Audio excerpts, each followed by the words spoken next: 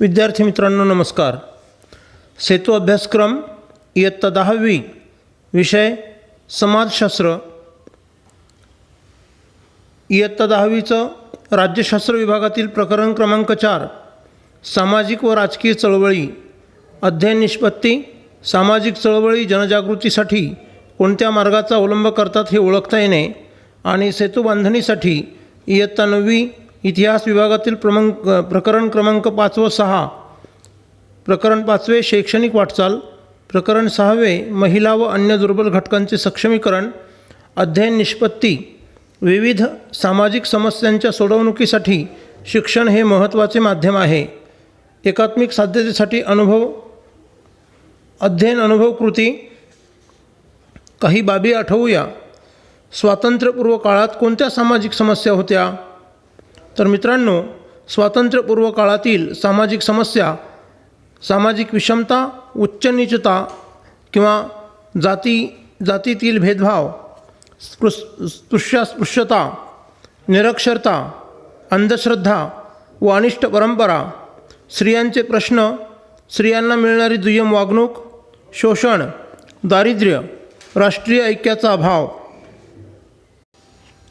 या काही समस्या स्वातंत्र्यपूर्व काळामध्ये भेडसावत होत्या.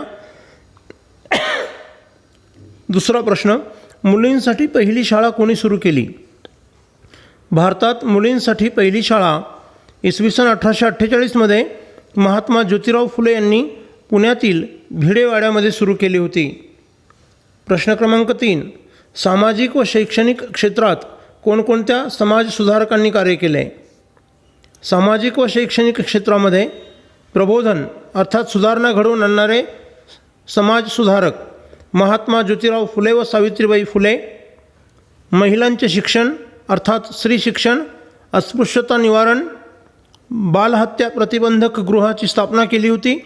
बालहत्या प्रतिबंध करण्यासाठी विधवांच्या जटिल प्रश्नांना वाचा फोडण्यासाठी आणि त्याचं निवारण करण्यासाठी न्हाव्यांचा संप घडवून आणला होता आणि केश वपन करण्याची अनिष्ट प्रथा बंद करण्यासाठी त्यांनी विशेष प्रयत्न केले होते. त्याचबरोबर आपल्या लेखनातून त्यांनी शेतकरी आणि इतर वंचित घटकांना देखील प्रेरित केले होते. गुलामगिरी आणि शेतकऱ्याचा आसूड या ग्रंथांमधून विशेष प्रबोधन घडवून आणले होते. डॉक्टर बाबासाहेब आंबेडकर दलितांना त्यांच्या अन्यायाविरुद्ध संघर्षासाठी प्रेरित केले. दलितांवरील अन्यायाला वाचा फोडली.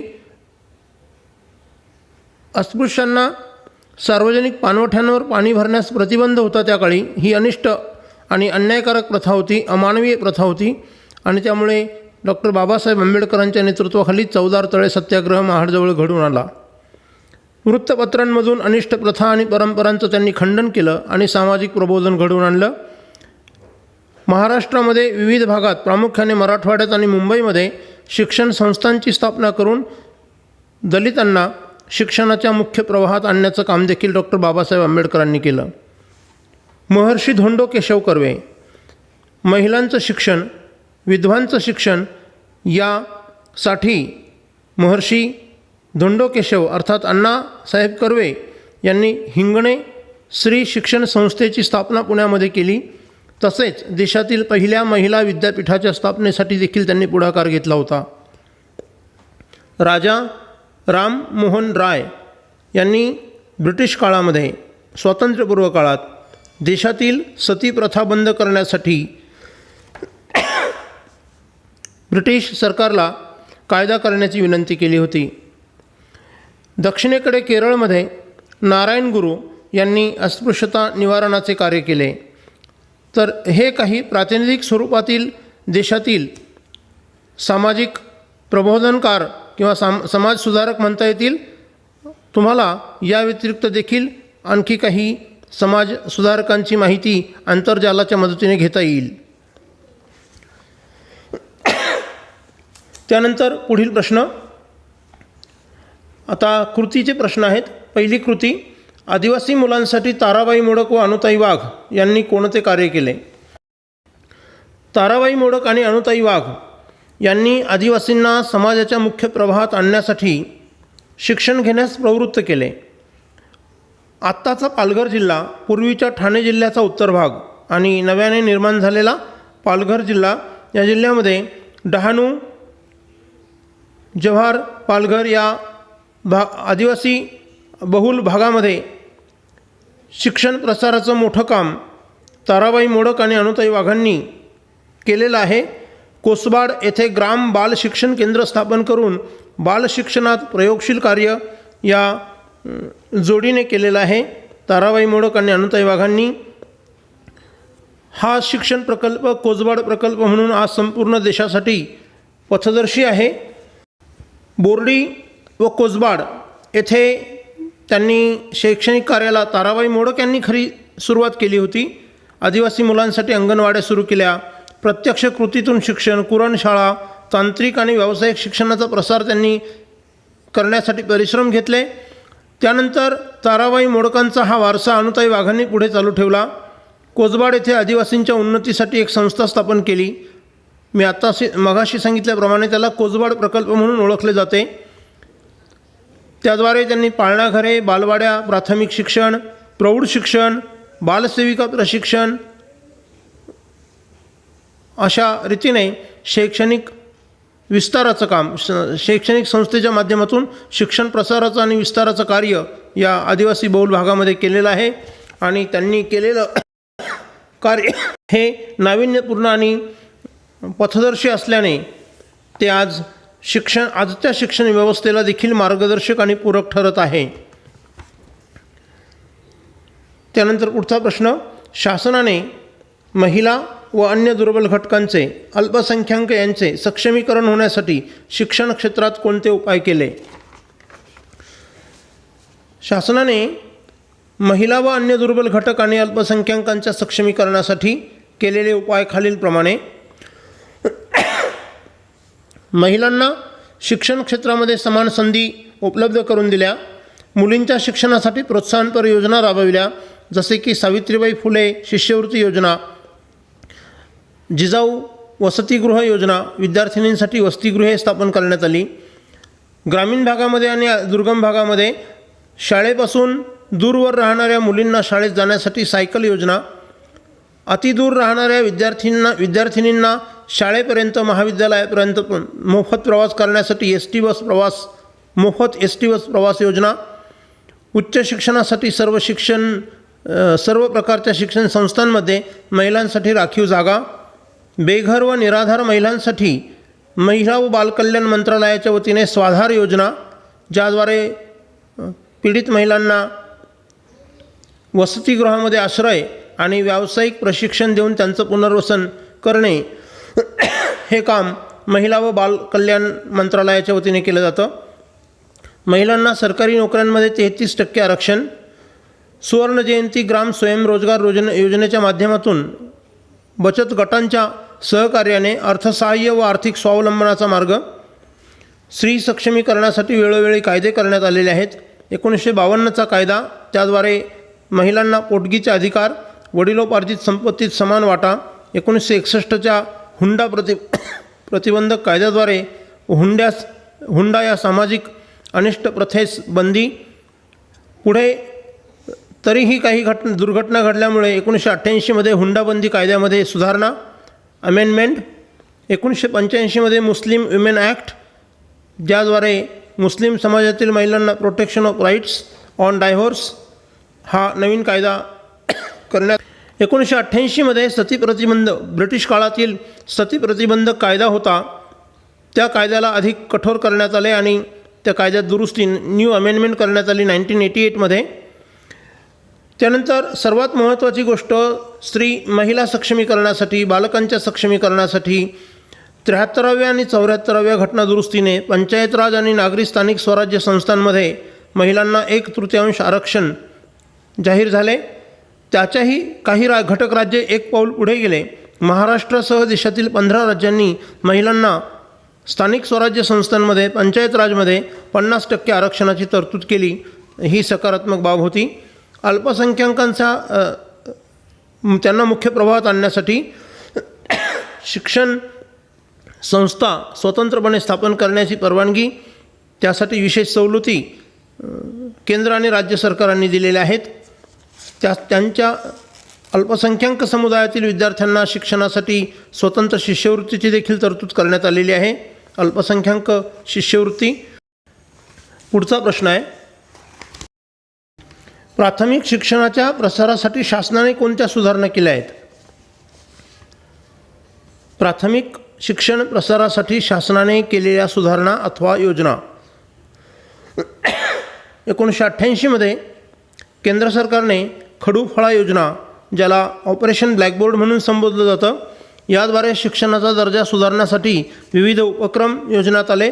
जसं की वर्गखोल्यांची निर्मिती, स्वच्छतागृहांची निर्मिती, शैक्षणिक साधनांची तरतूद खडू-फळा योजनेद्वारे करण्यात आली आणि प्राथमिक शिक्षणाचा दर्जा उंचावण्यासाठी प्रयत्न करण्यात आले. 1994 मध्ये जिल्हा प्राथमिक शिक्षण कार्यक्रम, ज्याला DPEP district primary education program म्हणून संबोधलं जातं, महाराष्ट्रासह 7 राज्यामध्ये केंद्र सरकारने हा प्रकल्प राबविला. 1995 मध्ये मध्यान्ह भोजन योजना आली, मिड डे मील ज्याला म्हणतो, आणि विद्यार्थ्यांचं सुयोग्य पोषण व्हावं, कारण शारीरिक वाढ योग्य रीतीने झाली तरच विद्यार्थ्याचा बौद्धिक विकास होतो. या सूत्रानुसार 1995 पासून मध्यान्ह भोजन योजनेची सुरुवात झाली, ज्याचा थेट संबंध हा प्राथमिक शिक्षणाच्या सार्वत्रिकरणाशी जोडला जातो. त्यानंतर 2009 मध्ये राईट टू एज्युकेशनद्वारे, या कायद्याद्वारे शिक्षण हा बालकाचा मूलभूत अधिकार मान्य करण्यात आला. वयोगट 6 ते 14 मधील विद्यार्थ्यांना सक्तीचे आणि मोफत शिक्षण उपलब्ध करून देण्याची तरतूद या कायद्याद्वारे करण्यात आली आणि त्यामुळे प्राथमिक शिक्षणाचे सार्वत्रिकीकरण अधिक झपाट्याने होण्यास मदत झाली होत आहे. मोफत पाठ्यपुस्तक योजना, शालेय गणवेश आणि शिष्यवृत्ती. प्रामुख्याने आर्थिकदृष्ट्या वंचित घटकांना, त्यांच्या मुलांना शिक्षणाच्या मुख्य प्रवाहामध्ये अडचणी येऊ नयेत आणि म्हणून पाठ्यपुस्तके, क्रमिक पाठ्यपुस्तके मोफत देण्याची योजना सरकारने केलेली आहे. त्याचबरोबर स्थानिक स्वराज्य संस्थांमार्फत प्राथमिक शाळेतील विद्यार्थ्यांना शालेय गणवेश मोफत दिले जातात. सरकारच्या वतीने शिष्यवृत्ती देखील दिली जाते. 11व्या पंचवार्षिक विकास योजनेअन्वये 2007 पासून आत्तापर्यंतच्या पंचवार्षिक विकास योजनांमध्ये 11व्या पंचवार्षिक विकास योजनेमध्ये प्राथमिक शिक्षणासाठी सर्वाधिक तरतूद करण्यात आली, ती 19% होती. आणि याच पंचवार्षिक विकास योजनेमध्ये प्राथमिक शिक्षणाच्या संदर्भात काही निर्णय घेण्यात आले. त्यात सर्वात महत्त्वाचा निर्णय शिक्षिका म्हणजे लेडी टीचर्सचं प्रमाण 50% करण्याचा निर्णय हा अत्यंत महत्त्वाकांक्षी आणि क्रांतिकारी निर्णय ठरला. त्यानंतर मुलींसाठी स्वतंत्र शाळा, प्रामुख्याने मागासवर्गीय स्तरातील कुटुंबांमधील मुलींना शिक्षणाच्या मुख्य प्रवाहात आणण्यासाठी कस्तुरबा गांधी बालिका विद्यालयांची स्थापना करण्यात आली, प्रत्येक जिल्ह्याला एक याप्रमाणे. त्यानंतर national program for girls at elementary level हा एक कार्यक्रम निश्चित करण्यात आला. त्याचप्रमाणे सर्व शिक्षा अभियान, प्राथमिक शिक्षणाचं सार्वत्रिकीकरण हे मुख्य उद्दिष्ट या कार्यक्रमाचं होतं, सर्व शिक्षा अभियान. त्याद्वारे वंचित कुटुंबातील मुलांना शिक्षणाच्या मुख्य प्रवाहात आणण्यासाठी वसतिशाळा, महात्मा फुले शिक्षण हमी योजना, प्रामुख्याने कामानिमित्त स्थलांतरित होणारी कुटुंबे त्यांच्या मुलांची शिक्षणाची परवड थांबावी आणि ते शिक्षणाच्या मुख्य प्रवाहामध्ये टिकून राहावे म्हणून महात्मा फुले शिक्षण हमी योजना आली. उदाहरणार्थ महाराष्ट्रामध्ये काही जिल्ह्यांमध्ये उदाहरण घ्यायचं झालं, बीड जिल्हा, जालना जिल्हा या जिल्ह्यांमधले शेकडो कुटुंबे हे ऊसतोडीच्या काळामध्ये कोल्हापूरसारख्या, सांगलीसारख्या जिल्ह्यांमध्ये ऊसतोड कामगार म्हणून जातात. तेव्हा ते कुटुंबांसह आपल्या लहान मुलांनाही सोबत नेतात आणि मग त्या मुलांचं शिक्षण खंडित होत होतं. अशा प्रकारे या मुलांचं शिक्षण खंडित होऊ नये, स्थलांतरितांच्या मुलांचं, ते शिक्षणाच्या मुख्य प्रवाहात टिकून राहावेत आणि म्हणून साखर शाळा हा जो उपक्रम महाराष्ट्र शासनाने सुरू केला तो महात्मा फुले शिक्षण हमी योजनेचाच भाग होता. त्याप्रमाणे सेतू शाळा, उपचारात्मक अध्यापन वर्ग या योजना देखील सर्व शिक्षा अभियानद्वारे राबविण्यात आल्या, ज्यातून शिक्षणाचा दर्जा उंचावेल आणि वंचित घटकांना शिक्षण मिळेल आणि शिक्षणाचं सार्वत्रिकीकरण होईल असं पाहण्यात आलं. संकल्पना चित्र पूर्ण करा म्हणून सांगितलेलं आहे आणि त्याची मध्यवर्ती कल्पना जी आहे ती कोठारी आयोगाने सांगितलेली शिक्षणाची उद्दिष्टे. पहिलं उद्दिष्ट जे सांगितलेलं आहे, शिक्षणाचा संबंध हा उत्पादकतेशी असला पाहिजे. हे पहिलं उद्दिष्ट आहे. Education must be productive or their should be relation between education and productivity. म्हणजेच काय, कौशल्य आधारित शिक्षण, आणि म्हणून आता स्किल एज्युकेशनवरती भर दिला जातो आहे. दुसरं उद्दिष्ट, लोकशाहीचं संरक्षण आणि संवर्धन हे शिक्षणातून झालं पाहिजे. लोकशाही विषयक विचार संवर्धित झाले पाहिजे आणि ते भावी नागरिकांच्या कृतीत उतरले पाहिजे. बालकांना त्याचं समज आली पाहिजे मोठेपणी. शिक्षणाचं आधुनिकीकरण गुणात्मक दर्जा उंचावण्यासाठी सामाजिक व राष्ट्रीय एकात्मता शिक्षणाद्वारे साध्य झाली पाहिजे, कारण देशाच्या विकासासाठी ती अत्यंत महत्त्वाची बाब असते. आणि सामाजिक, नैतिक आणि आध्यात्मिक मूल्यांची जोपासना झाली पाहिजे शिक्षणाद्वारे. तर ही 5 महत्त्वाची उद्दिष्टे कोठारी आयोगाने सांगितलेली आहेत. यानंतर काय समजले? पहिला प्रश्न, शिक्षणातून कोणत्या सामाजिक समस्या सोडविण्यास मदत झाली? सगळ्यात महत्त्वाची गोष्ट, शिक्षणातून वैज्ञानिक दृष्टिकोन निर्माण होत असल्याने सामाजिक अडसरांचं झपाट्याने निर्मूलन होण्यास मदत होत आहे आजही.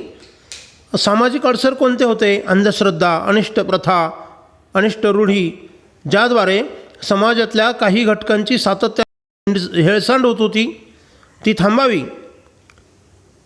लोकांचा त्रास अथवा लोकांची पीडा कमी व्हावी या दृष्टीने शिक्षणाद्वारे वैज्ञानिक दृष्टिकोन निर्माण करून पुरोगामी विचारांचा स्वीकार समाजाने करावा आणि अंधश्रद्धा आणि अनिष्ट रूढी आणि परंपरांचा त्याग करावा या दृष्टीने मोठी मदत झाली शिक्षणाची.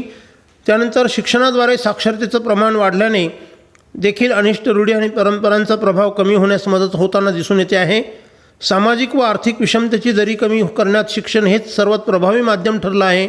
वंचित घटक आणि घटकांना समाजाच्या मुख्य प्रवाहात आणण्यासाठी शिक्षणाने महत्त्वाची भूमिका बजावलेली आहे. स्त्रियांना विकासाची समान संधी शिक्षणामुळे प्राप्त झालेली आहे. सामाजिक सद्भावना वृद्धिंगत होण्यासाठी आणि राष्ट्रीय ऐक्य निर्माण करण्यासाठी शिक्षण महत्त्वाचे ठरते आहे. त्यामुळे शिक्षणामुळे मोठ्या प्रमाणावरती सामाजिक बदल सकारात्मक दृष्टीने घडून येताना आपल्याला दिसत आहेत. त्यानंतर विद्यार्थी मित्रांनो, स्वाध्यायासाठी काही प्रश्न दिलेले आहेत. यात कोठारी आयोगाने शिक्षणाच्या क्षेत्रात सुधारणा होण्यासाठी कोणत्या शिफारशी केल्या? मी थेट उत्तर सांगण्याऐवजी तुमच्या बुद्धीला चालना मिळावी आणि तुम्ही स्वतंत्रपणे काही स्वयं अध्ययन करावं आणि समजपूर्वक वाचन करावं या हेतूने या प्रश्नाच्या उत्तरासाठी संदर्भ देतो आहे. इयत्ता 9वीचं इतिहासाचं प्रकरण क्रमांक 5 शैक्षणिक वाटचाल या प्रकरणाच्या पृष्ठ क्रमांक 24वर दुसऱ्या स्तंभाचं समजपूर्वक वाचन करावं आणि तेथून उत्तराचे मुद्दे लिहून हे उत्तर वहीमध्ये पूर्ण करावं. त्यानंतर पुढचा प्रश्न आहे, मुक्त विद्यापीठ कार्याची माहिती लिहा. इयत्ता 9वीच्या इतिहासाच्या प्रकरण 5मध्ये शैक्षणिक वाटचाल या प्रकरणामध्ये पृष्ठ क्रमांक 27वर स्तंभ 1 आणि 2चं वाचन करावं आणि त्या ठिकाणी मुक्त विद्यापीठाच्या कार्याची माहिती देण्यात आलेली आहे.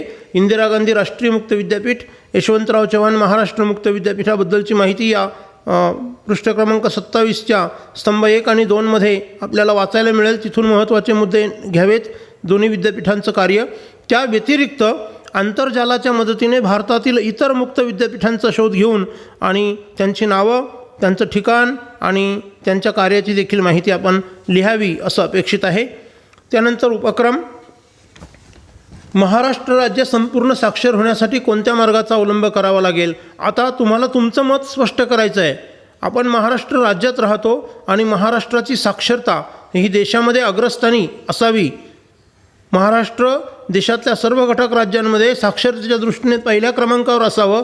म्हणून काय करावं लागेल? पहिल्यांदा तुम्हाला महाराष्ट्र कितव्या स्थानी आहे हे पाहावं लागेल आणि तिथून आपल्याला पहिल्या स्थानावर जाण्यासाठी काय काय करावं लागेल, त्यातले अडसर काय आहेत आणि उपाय तुम्हाला सुचवायचे आहेत.